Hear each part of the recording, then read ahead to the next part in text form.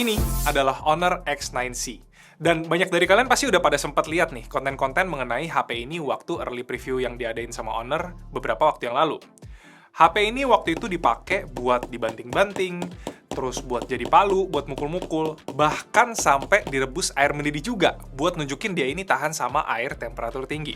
Intinya banyak deh penekanan soal durabilitas yang sepertinya itu jadi nilai jual utama di HP ini. Tapi di samping itu, gue mau bahas dulu nih hal yang justru paling menarik perhatian gue waktu unboxing dan lihat specs dari HP ini, yaitu baterainya yang 6600 mAh. Di video Tech of the Year akhir tahun lalu, gue tuh udah sempat bilang bahwa tahun ini bakalan makin banyak HP yang pakai teknologi silicon carbon itu masuk ke Indonesia. Dan kapasitas normal dari HP yang setahun belakangan ini rata-rata di 5000 mAh itu bakalan naik ke atas 5000 bahkan 6000-an mAh. Dan ya, ini adalah salah satunya. Jadi, HP ini seperti yang gue bilang tadi, dia itu pakai silicon carbon battery 6600 mAh. Yang berarti kapasitasnya itu 32% lebih gede dari baterai 5000 mAh yang bisa dibilang kapasitas paling umum sekarang ini. Dan yang bikin gue kagum adalah hal ini tuh bisa direalisasi di HP dengan bentuk setipis ini. Serius deh, ini apa jangan-jangan isinya tuh baterai semua ya? Soalnya HP ini itu tebelnya, atau mungkin lebih tepatnya tipisnya, itu cuma 8 mm aja. Ditambah layar depan dan bodi belakangnya yang dibikin curved, jadi framenya tipis kayak gini, itu makin memperkuat feel tipis dan ringkasnya HP ini. Jujur, desain bodi yang kayak gini, itu udah beberapa kali sih gue lihat di HP-HP mid-range dari brand China. Yang biasanya ngebedain itu paling di bentuk modul kameranya aja nih. Soalnya di HP ini, itu kayak bulatan gede di belakang yang kayak gini, yang emang lagi ngetren ya di flagship-flagship brand asal China. Dan kalau mau dibilang desainnya mirip-mirip atau generik, menurut gue ya nggak gitu masalah kok. Toh desain kayak gini, itu menurut gue cakep dan HP-nya tuh berasa sleek banget. Tipis dan ramping gitu. Back cover dan frame-nya itu pakai bahan polikarbonat, dengan backdoor-nya yang motifnya tuh frosted glass kayak gini. Oke, kalau lihat sekilas specs HP ini, itu seperti mid-ranger pada umumnya di sepanjang tahun 2024 lah ya. Layarnya udah AMOLED 120Hz, ada always on display yang bisa nyala terus, nggak di limit cuma 10 detik. Dan by the way, HP ini tuh juga udah pakai salah satu teknologi PWM dimming terbaik di 3840Hz. Buat kalian yang belum tahu, PWM dimming atau Pulse Width Modulation Dimming itu teknologi yang gunanya buat ngelindungin dari mata lelah akibat efek yang disebabin sama flickering dari layar HP. Hal kayak gini tuh masih belum terlalu sering sih disebutin ketika lihat specs layar. Tapi gue cukup kagum buat tahu bahwa HP ini tuh udah pakai teknologi PWM dimming yang saat ini bisa dibilang terbaik. Soalnya HP flagship aja itu masih belum semuanya punya fitur kayak gini. Setup kameranya, walaupun ada ring gede di belakang kayak gini, seakan-akan kayak banyak lensa gitu ya, itu setupnya cuma 2 lensa aja. Main lens 108 megapiksel yang udah ada OIS, dan juga ultrawide yang sayangnya tuh agak kecil buat ukuran zaman sekarang, di 5 megapiksel.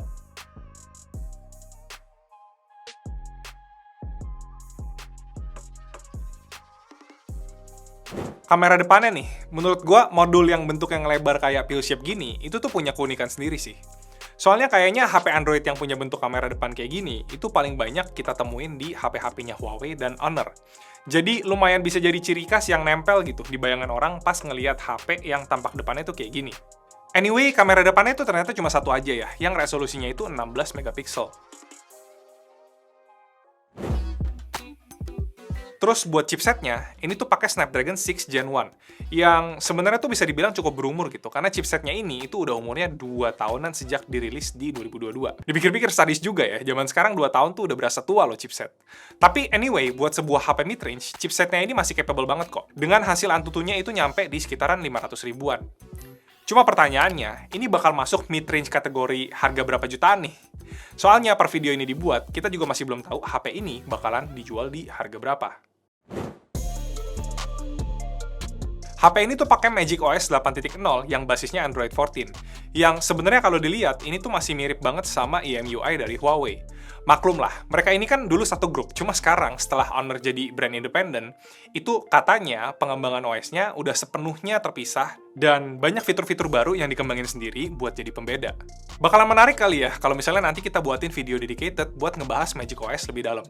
Gimana? Kalau kalian mau, komen di bawah. Nah, balik lagi ke topik awal soal HP ini. Menurut gua, beberapa brand, salah satunya Honor lewat HP ini, itu sebenarnya lagi mencoba untuk menciptakan kategori target market yang baru ya. Jadi, kalau biasanya ada target market pengguna yang fokusnya gaming, atau fokusnya kamera, nah, kelihatannya dari data yang mereka punya, itu mereka berkesimpulan bahwa ada pasarnya nih.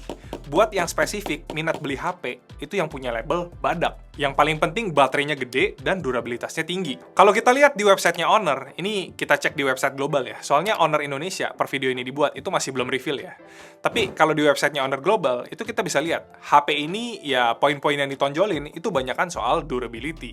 Mulai dari ultra tough 2 meter drop resistance, terus tahan 3000 cycle steel wall friction. Ini apaan ya maksudnya? Apa digesekin pakai sikat besi atau apa ya? Terus ada IP65M 360 degree water resistance, sampai tahan operasional di suhu ekstrim minus 30 sampai 55 derajat. Semuanya itu disebutin buat ngasih kesan kalau HP ini itu bakalan tahan nggak rusak-rusak, mau dipakai lewatin kerasnya kehidupan kayak apapun juga. Jadi, kita pun yang dipinjemin HP ini, itu dianjurin secara khusus sama Honor buat nyiksa HP ini. Oke, yang pertama kita coba nih, tes HP-nya itu kita cemplungin ke air mendidih. Enak. Oke, bisa kita lihat ya. Ini sekarang airnya lagi di 97 derajat Celcius. HP-nya masih nyala ya guys. Kita coba cemplungin. 30 detik di air mendidih. Kita set stopwatch-nya ya.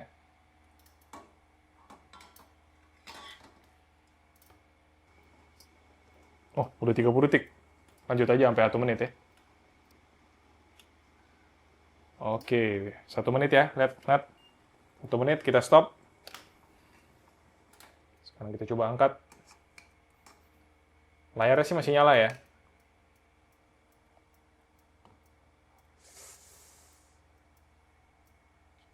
Terus ini dulu.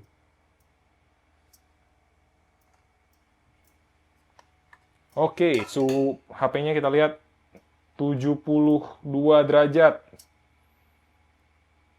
Chipsetnya bisa melepung nggak nih begini? Nah, dapat nih notifikasi. Overheating. Oke, jadi bisa kelihatan ya, device-nya ini barusan ekstrim banget kita rebus.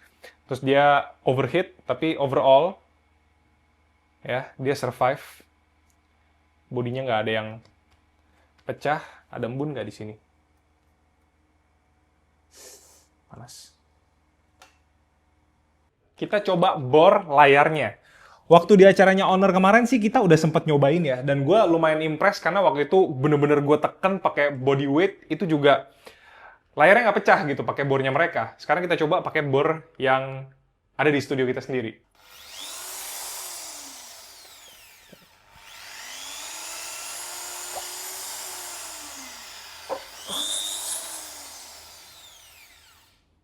Satu titik ya. Terus ini gue benar-benar tekan banget.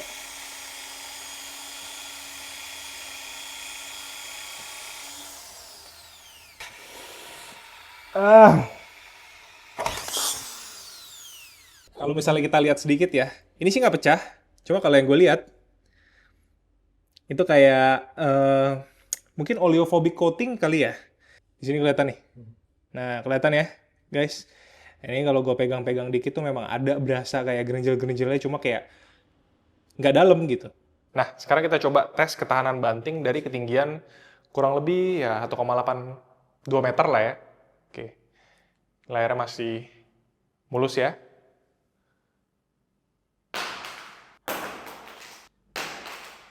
Masih belum, lagi sekali ya, face down ya.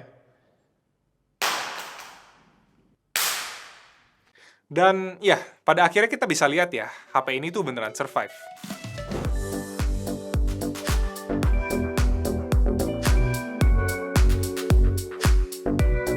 So, yang menarik dari HP ini menurut gua ada 3 poin ya. Yang pertama, itu desainnya yang tipis dan cakep. Kedua, baterainya yang kapasitasnya gede banget.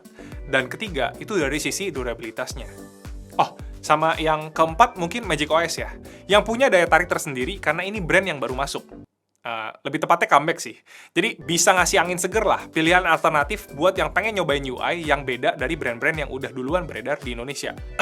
Sama fans-fans yang pengen cobain HP beraroma Huawei yang tetap ada Google Play Store-nya. Apakah 4 poin yang tadi gue sebutin itu cukup buat jadi nilai jual HP ini? Pastinya itu juga bakal sangat bergantung sama harganya ya. So, kita lihat aja sama-sama nanti. Anyway, segitu dulu aja guys, impresi awal gue icip-icip si Honor X9C ini. Like videonya kalau suka, dan jangan lupa subscribe ke Best Indo Tech. Nama gue Edwin, see you guys in the next video.